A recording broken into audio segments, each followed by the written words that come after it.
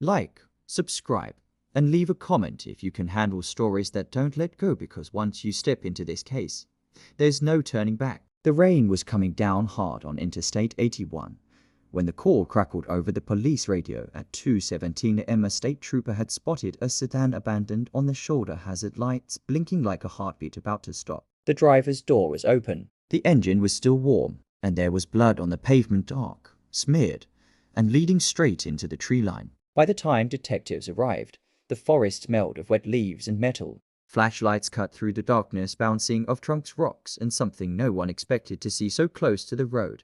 A woman's shoe, black leather, size 7, lying perfectly upright as if it had been placed there on purpose. Her name was Laura Hensley, 34, a financial analyst from Richmond, Virginia. No criminal record. No criminal record. She had been driving home from a late client dinner when she vanished somewhere between mile markers 142 and 143. Her phone was found inside the car, screen shattered, last call unanswered. There were no skid marks, no signs of a struggle inside the vehicle. Just blood, the shoe, and silence. Detective Mark Ellison stood at the edge of the woods, rain soaking through his coat, staring at the trail of red that disappeared into the dark. Ellison had worked homicides for 15 years, long enough to know when a scene was lying to him. This one was screaming. Search teams combed the forest until dawn. Dogs picked up Laura's scent, then lost it near a shallow creek less than a quarter-mile in. The water erased everything. By morning, the case was already slipping through their fingers. Laura's husband, Daniel, was notified just after sunrise. He told officers he had fallen asleep on the couch waiting for her. He cried. He cooperated. He handed over his phone, his laptop, his bank records. On the surface, he was exactly what grief was supposed to look like. But grief has a way of wearing different masks. As investigators dug into Laura's life, cracks began to appear. She'd recently withdrawn nearly $40,000 in cash from a joint account. No explanation, no corresponding purchase. At work, co-workers mentioned she'd seemed distracted, nervous, like someone watching the clock for a reason no one else could see. Then there was the email. Buried deep in Laura's inbox was a single message sent 3 days before she disappeared. No subject line, no signature, just 7 words. If you go through with this, you're dead. At first, police assumed it was a bluff, an empty threat from a disgruntled client or an online troll. But when they traced the sender, the address led to a prepaid burner account activated once, used once, and then wiped clean. By the end of the week, the media had swarmed the case. Headlines called it a roadside abduction, a crime of opportunity. But Ellison wasn't buying it. Someone had known Laura's route. Someone had known the timing. And someone had wanted her to leave that car. The real shock came 10 days later, when a maintenance crew searching the woods for unrelated storm damage found a rusted steel hatch half buried under brush, less than 50 yards from where Laura's blood trail ended. It was locked, and according to county records, it wasn't supposed to exist at all. The lock on the steel hatch fought back for nearly a minute before giving in with a metallic snap that echoed through the trees. Detective Ellison felt the sound settle in his chest. Underground spaces always did that to him. They carried secrets too long. The hatch opened to a narrow concrete stairwell spiraling down into darkness. The air that rushed up smelled old, damp, and chemical like rust mixed with something sharper. Floodlights were lowered. Cameras followed. What they found at the bottom wasn't a bunker or a storm shelter, as some had guessed. It was a room. Small, windowless, deliberate. Plastic sheeting lined the walls. A metal chair sat bolted to the floor. On a side table rested zip ties, duct tape, and a disposable burner phone. But there was nobody. No blood. No sign Laura had ever been there, except for one thing. Scratched into the concrete wall, almost hidden behind the chair, was a single letter carved deep enough to bleed rust.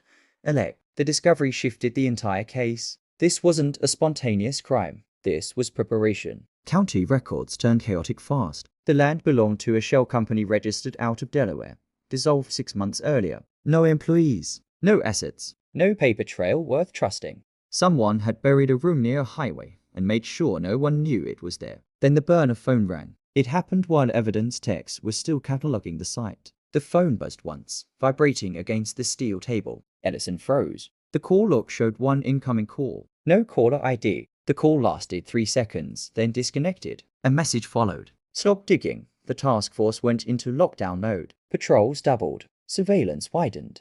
Laura's husband Daniel was brought back in, this time under a harsher light. Detectives pressed him about the money withdrawal, about the email threat, about whether Laura had been afraid of someone close to her. Daniel swore he knew nothing. He passed another polygraph. His alibi held, but something didn't sit right. Investigators noticed a pattern in Laura's finances: small, repeated transfers to a consulting firm she didn't officially work with. The firm's address led to an office park in Maryland. When agents arrived, they found the suite empty, computers gone, filing cabinet stripped.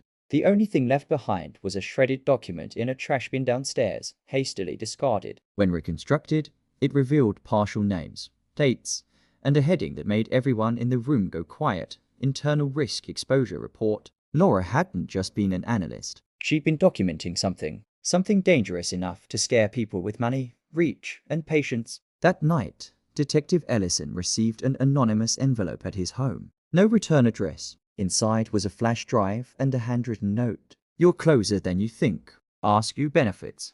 The flash drive contained encrypted files, financial ledgers, shell corporations, payments moving offshore in ways that made federal crimes look small. But before analysts could finish cracking the data, another development hit the case like a punch to the throat. Laura's younger sister, Emily, who had been staying with Daniel since the disappearance, failed to show up for work. Her phone went straight to voicemail. Her car was found abandoned in a grocery store parking lot 20 miles away. Inside the trunk was a single black leather shoe, size 7, identical to the one found on the highway. The second shoe erased any remaining doubt. This wasn't about Laura alone anymore. It was a message carefully repeated, meant for anyone still asking questions. Emily Hensley was found alive 3 days later in a motel outside Harrisburg, dehydrated, shaken, and barely able to speak. She'd been released, she said, not rescued, dropped off in the middle of the night with a warning she couldn't forget. If she talked, Daniel would disappear next. If she ran, someone else would take her place. That threat forced the investigation into dangerous territory. Federal agencies quietly stepped in. The encrypted files on the flash drive were finally cracked, and the truth behind Laura's secret work began to surface. She had uncovered a network of financial manipulation tied to a private logistics contractor with government connections, money siphoned through shell companies, contracts inflated, audits buried. It wasn't just fraud, it was leverage, the kind that ruined lives if it ever saw daylight. Laura hadn't planned to expose it publicly. According to recovered drafts on her laptop, she intended to trade the evidence for protection, immunity, a way out. But someone had found out before she could make the deal. The final break came from an overlooked traffic camera near the interstate. Enhanced footage revealed a dark SUV pulling up behind Laura's car minutes before it was abandoned. The plates were cloned. The vehicle itself traced back to a rental agency with deep corporate clients and sealed records. One name appeared on the access list repeatedly, buried under layers of authorization: Daniel Hensley. When confronted, Daniel didn't run. He didn't deny it. He sat quietly in the interrogation room, hands folded, eyes hollow, and told detectives the story he'd been carrying alone. Laura had come to him weeks before her disappearance. She told him what she found, who was involved, what would happen if she went public. They argued, they panicked, and then someone else made the decision for them. Daniel admitted he'd been contacted first, promised safety, money, and silence in exchange for cooperation. He said he never touched Laura, never hurt her. He only helped stage the disappearance. He believed she'd be relocated, hidden, protected, but the basement room told a different story. Search teams returned to the site one last time, widening the perimeter.